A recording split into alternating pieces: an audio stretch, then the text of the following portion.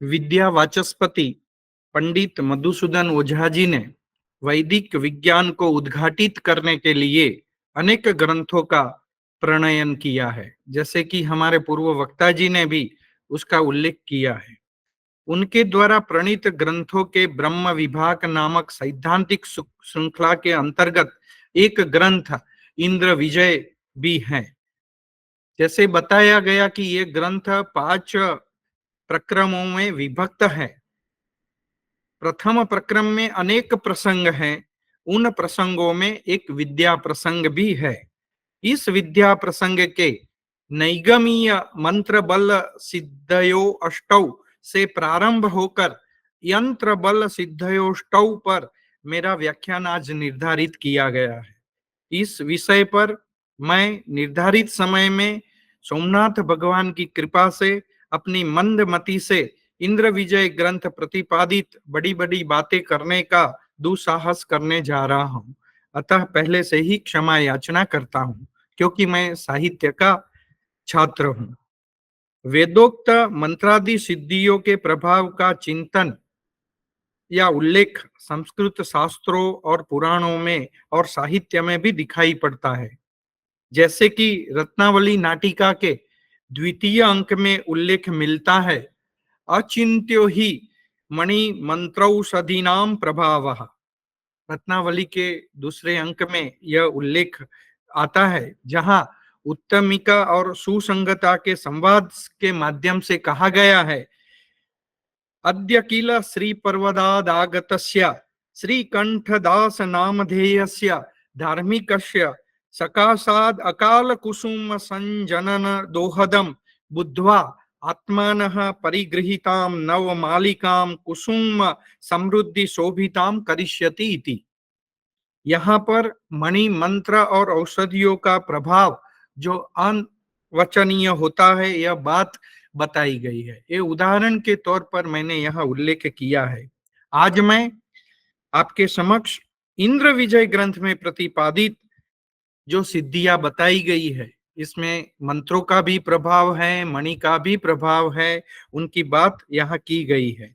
ये जो 4 प्रकार की सिद्धियों की बात मैं आपके सामने करने वाला हूं, वो 4 प्रकार की सिद्धियां इस प्रकार से हैं। मंत्र बल से होने वाली नैगमीय सिद्धियां, उसके साथ मंत्र बल से होने वाली आगमीय सिद्धियों का भी उल्लेख ग्रंथकार ने किया है।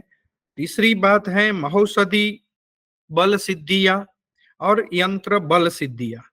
इन 4 प्रकार की जो सिद्धियों की चर्चा आदरणीय परम पूज्य विद्या वाचस्पति पंडित मधुसूदन ओझा जी ने की है, तो उन्होंने इस सिद्धियों की संख्या 8 बताई है।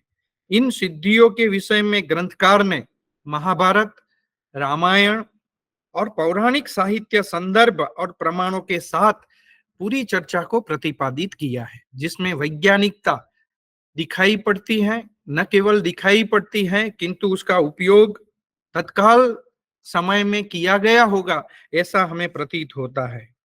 वस्तुतः मंत्र साधना में या मंत्र सिद्धि में संकल्प, विनियोग और न्यास का भी बड़ा महत्व होता है।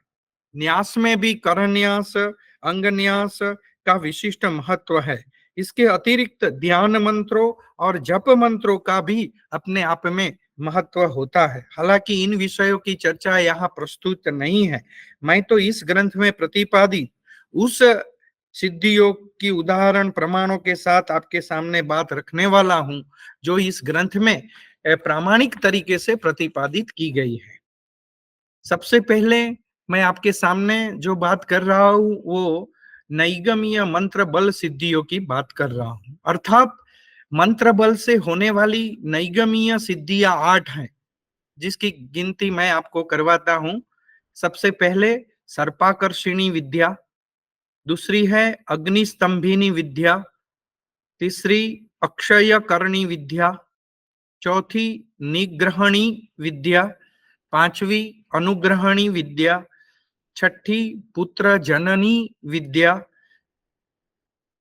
सातवीं प्रावरुषेण्या, सप्तमी जो विद्या है वो है आपोनप्त्रिय विद्या और आठवीं है मधु विद्या।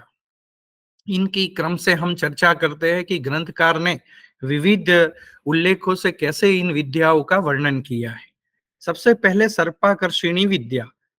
तो ग्रंथकार कहते हैं कि सर्पाकर्षिण्या विद्यया मंत्र बलेन सर्पाः दूरस्थाः अपि अभीष्ट देशे आकृष्यन्ते निगृह्यन्ते निर्विशीक्रियन्ते यथा जन्मेजय कृते सर्पसत्रे याजकाः समिद्धेरग्नौ मंत्रैः सर्पान् जुहुवुः। अर्थात सर्पाकर्षिणी विद्या द्वारा दूर स्थित सर्पों को मंत्र बल से इच्छित स्थान पर आकर्षित किया जाता है, पकड़ लिया जाता है और विषहीन किया जाता है।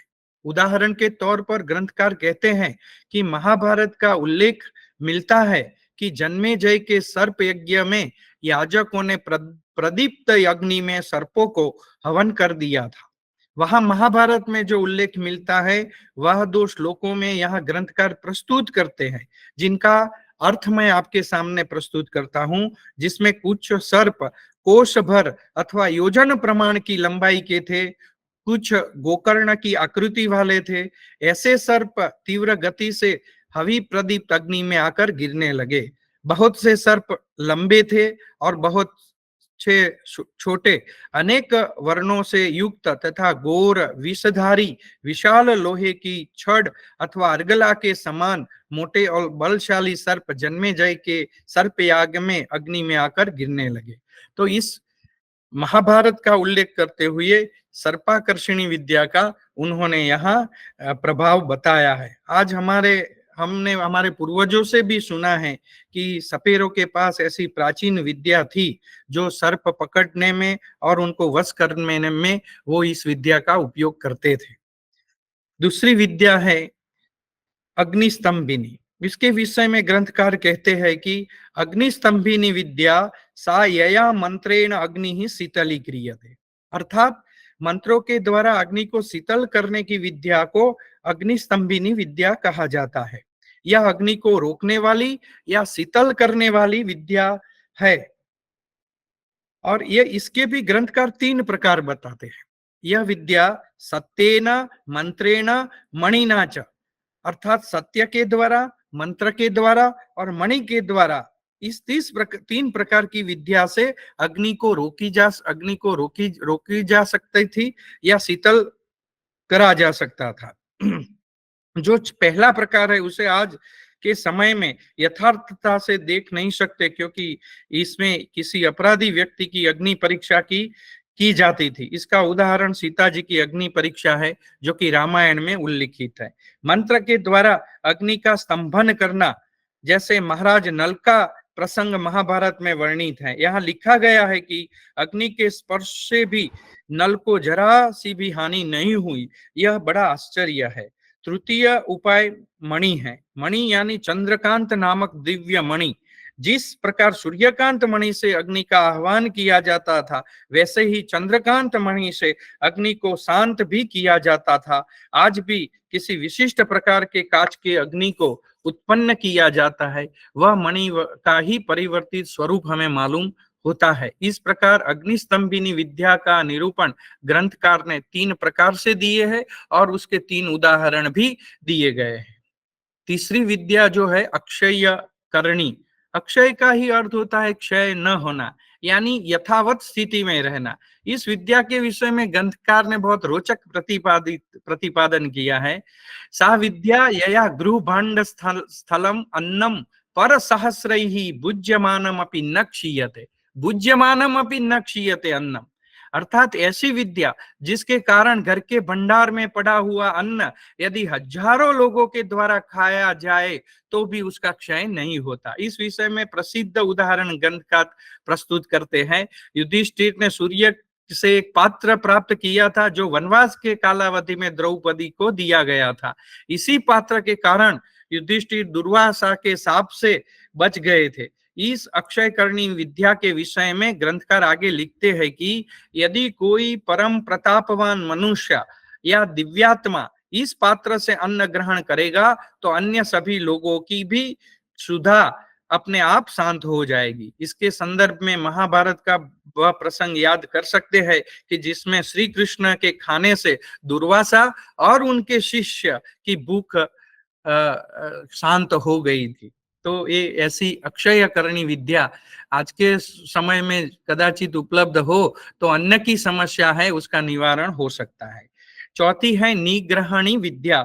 निग्रहणी का सामान्य अर्थ होता है निग्रह करने वाली विद्या। इसके विषय में ग्रंथकार लिखते हैं कि यही विद्या है जिससे अगस्त्य मुनि ने विंध्य पर्वत का निग्रह किया था। यही विद्या है जिससे श्री कृष्ण ने जयद्रथ वध को लक्षित कर समय से पूर्व ही सूर्यास्त कर दिया था। महाभारत का यह प्रसंग आप सब जानते हैं। और कहते हैं आगे कि कपिल मुनि ने सगर के 60,000 पुत्रों को पाताल में भस्मसात यही विद्या से कर दिया था। यही वह विद्या है जिससे इंद्र के पद को प्राप्त किया हुआ नहुष को सप्तर्षियों ने सर्प बना दिया था। इसी विद्या के कारण राजा नृग को भी क्रुकलास नामक कीट बनना पड़ा था। राजा परीक्षित को श्रृंगी ऋषि के पुत्र ने साप दिया और सर्पदंश के कारण उसकी मृत्यु हुई, वह भी इस विद्या के कारण हुआ। इस विद्या का एक और प्रकार है जिसे हम आगे प्रकार के रूप में देखते हैं, अनुग्रहणी विद्या। निग्रह तो दुष्टों का किया जाता है, भक्तों पर तो अनुग्रह किया जाता है। इस विषय में ग्रंथकार कहते हैं कि यही विद्या है जिससे श्री कृष्ण का स्पर्श प्राप्त करके यमलार्जुन को वृक्ष योनि से मुक्ति मिली थी और श्री राम के स्पर्श से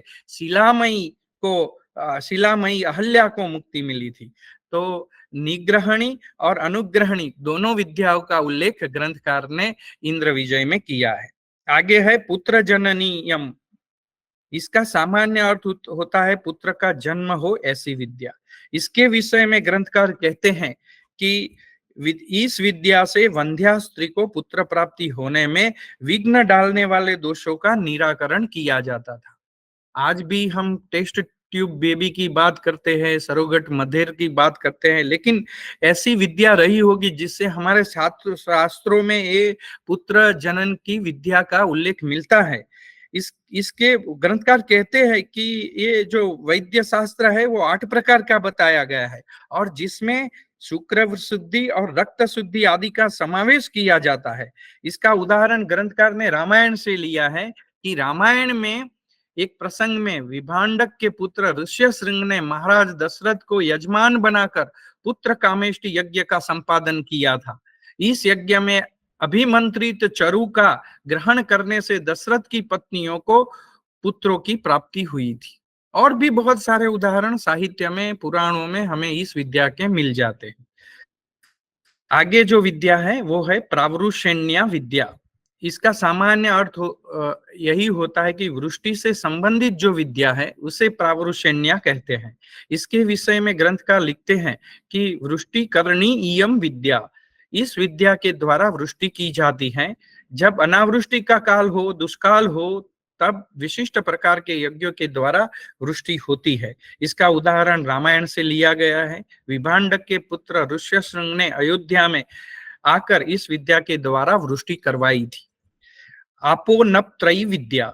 यह विद्या आज की कृत्रिम वर्षा से कुछ संबंध रखती है। सूर्य की किरणों के द्वारा जल ग्रहण किया जाता है। वह वायुमंडल में किसी न किसी रूप में रहता है।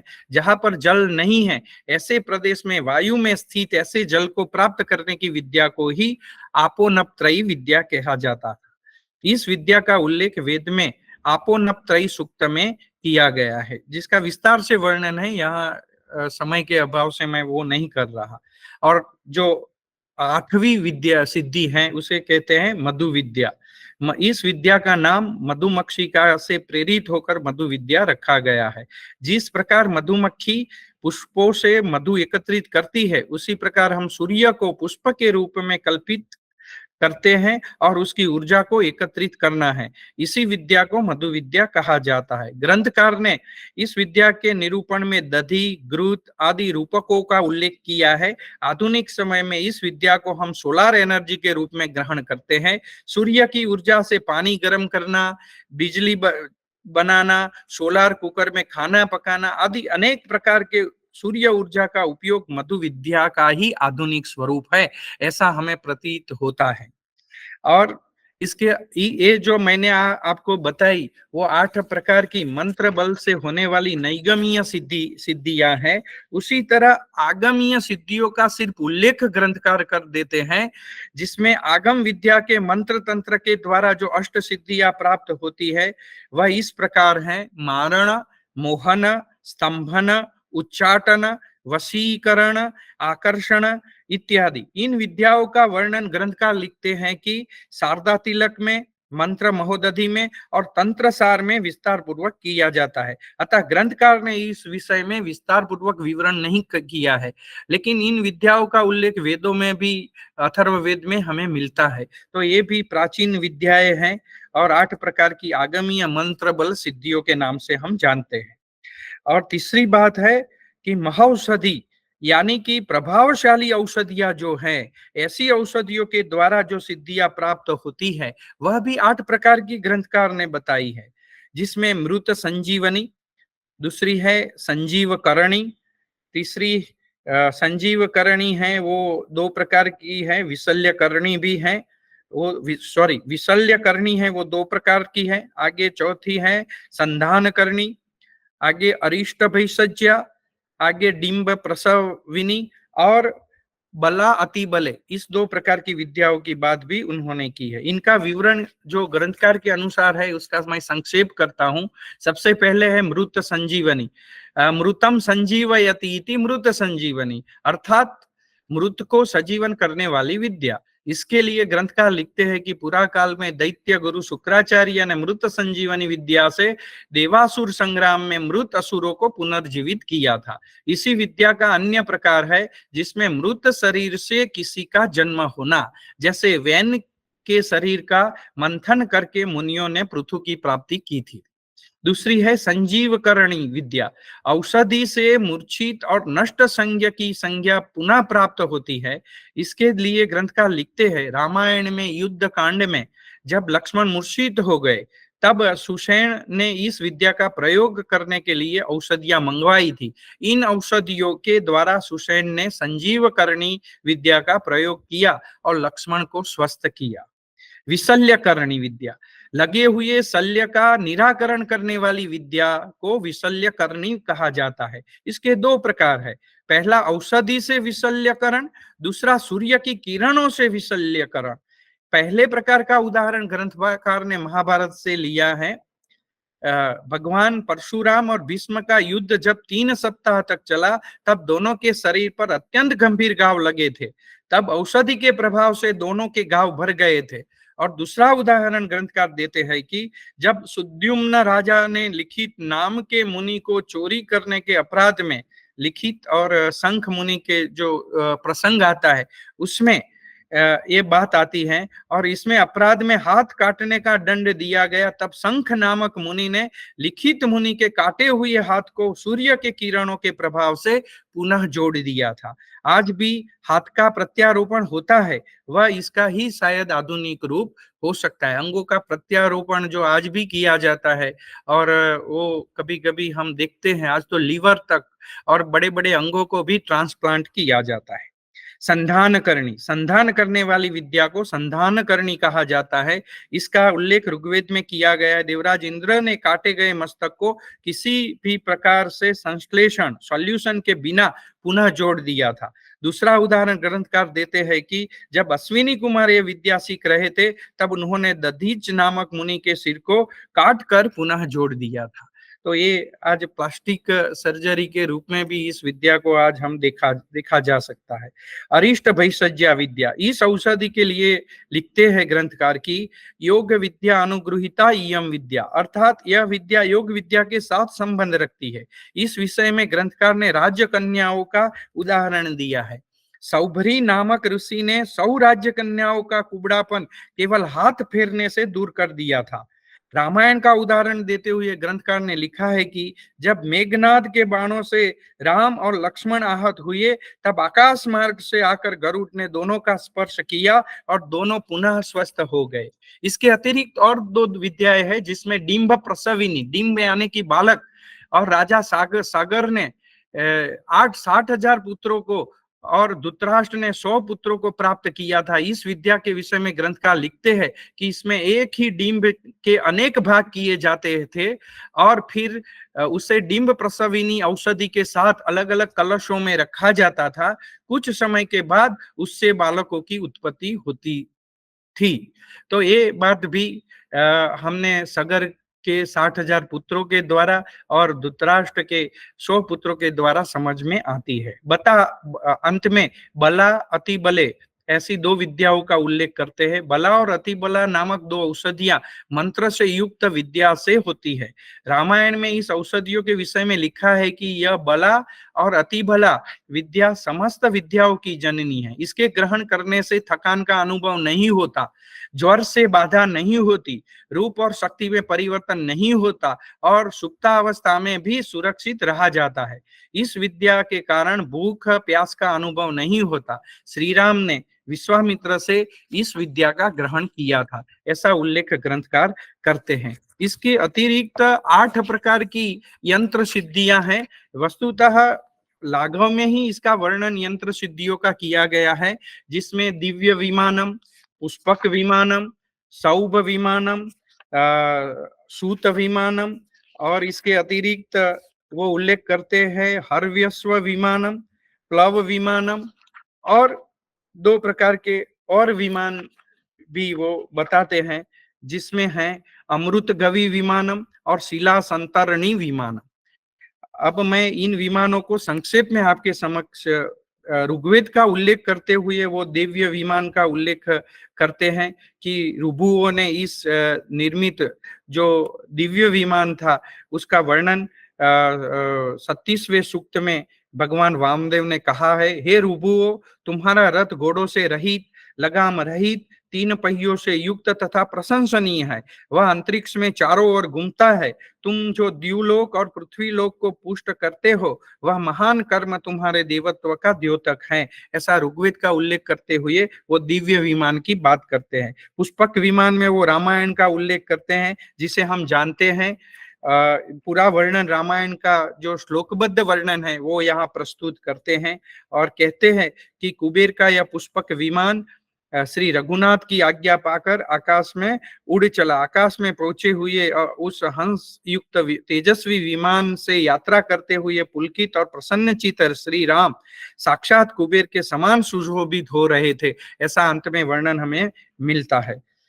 सौभ विमान, यह विमान मार्तिकावत के राजा साल्व का था। इसे हम फाइटर जेट आज कह सकते हैं। युद्ध के काम वाला यह विमान था और महाभारत के वन पर्व में कृष्ण ने इसका वर्णन किया है कृष्ण के मुख से, और श्री कृष्ण ने इस विमान को फिर गिरा दिया था युद्ध वर्णन में, ऐसा भी उल्लेख हमें मिलता है। सूत विमान जो पारक और अभ्रक से निर्मित होता था, 3 कक्ष से युक्त होता था, और ऐसे सूत विमान जो गति से युक्त होता था, इसके 2 भाग थे। एक बैठने के लिए स्थान था उसमें और दूसरा भाग मशीनरी के रूप में था।